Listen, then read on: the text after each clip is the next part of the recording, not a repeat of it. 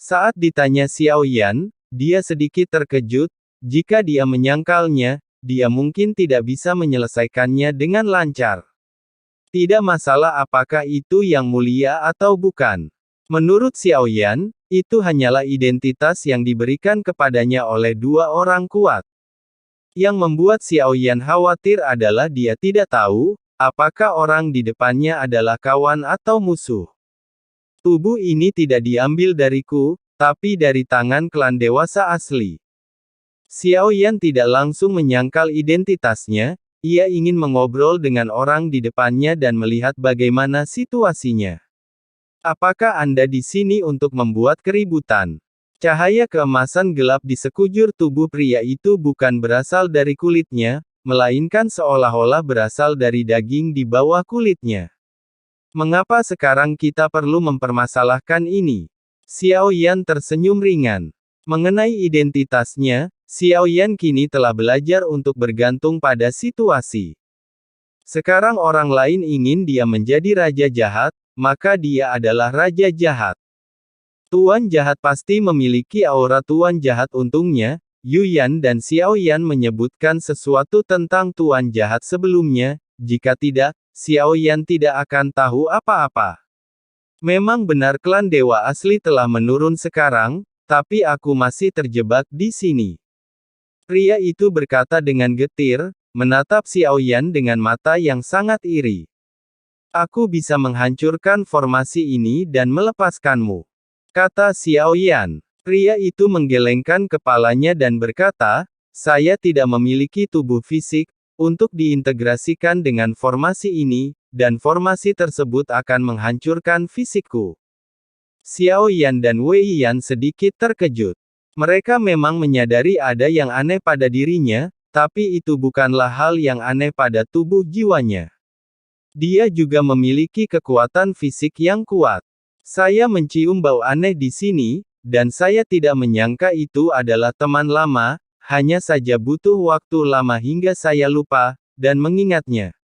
Baru 1000 tahun sejak kita bertarung sebelumnya, tapi kamu melupakanku begitu saja. Pria itu mengerutkan bibirnya dan berkata dengan marah.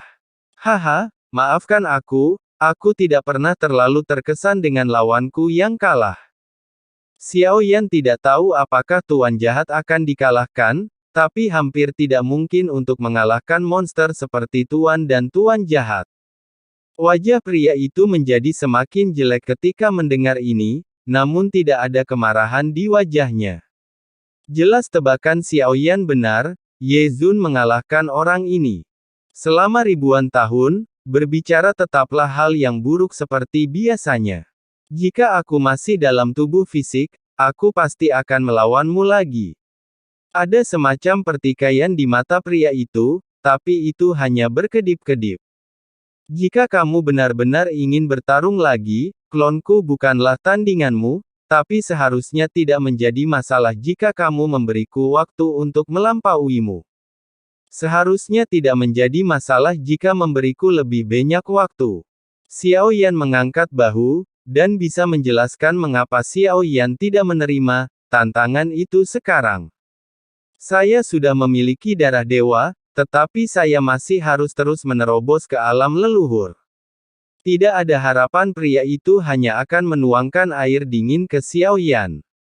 Wei Yan tercengang. Bisakah kamu memberitahuku? Xiao Yan mencoba bertanya, ini seharusnya menjadi rahasia klan dewa asli, tidak sesederhana itu untuk menerobos dewa asli Zujing. Meskipun saya telah kehilangan tubuh saya mungkin tidak memiliki kesempatan untuk dibangkitkan. Apapun yang terjadi, saya tidak akan pernah mengkhianati klan Genshin. Pria itu melambaikan tangannya dan berkata dengan serius. Tekadnya tidak perlu dipertanyakan lagi, seolah-olah dia tidak akan pernah menceritakan rahasia tentang Zhu Jingyuanshen apapun yang terjadi. Lupakan saja, tidak masalah jika kamu tidak mengatakannya. Bawa aku untuk membunuh dua jiwa. Xiao Yan melambaikan tangannya, terlihat tidak setuju. Di akhir kalimat, wajah pria itu membeku. Jika kamu ingin menerobos dewa asli Zhuojing, kamu memerlukan aturan leci yang terkenal. Tidak mungkin seorang perampas tubuh sepertimu mengetahui tujuanmu, karena jiwamu bukan milik dewa asli, jadi bagaimana kamu bisa memahami yang sebenarnya kekuatan keluarga dewa asli?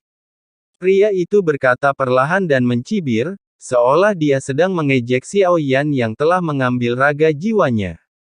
Jadi begitulah, aku tidak peduli, aku tidak menginginkan tubuh besar itu. Bukankah lebih mudah bagi saya untuk langsung mengambil kesempatan, untuk dewa asli memasuki alam leluhur? Xiao Yan berkata dengan ringan lagi. Pria itu bertanya. Xiao Yan terdiam. Apakah karena dewa asli tidak dapat menembus alam leluhur dan masih akan menganiaya dewa asli saya? Tidak ada cara untuk menerobos, jadi tentu saja dia harus memikirkan cara lain. Kecuali Xiao Yan tidak berkata lebih banyak, pria itu sepertinya tidak meragukannya.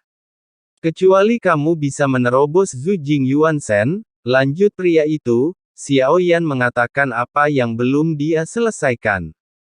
Saya pikir Anda harus memiliki kekuatan ini. Xiao Yan tersenyum dan mengangguk. Pria itu tiba-tiba tampak malu. Anda memiliki banyak klon dan klan jiwa, yang Anda tolak untuk dilepaskan.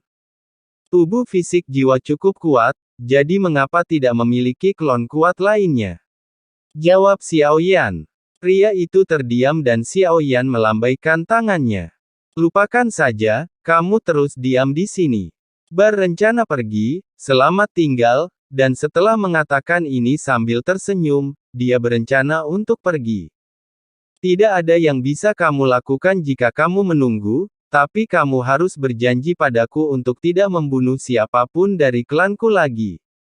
Pria itu takut Xiao Yan akan pergi dan buru-buru berteriak.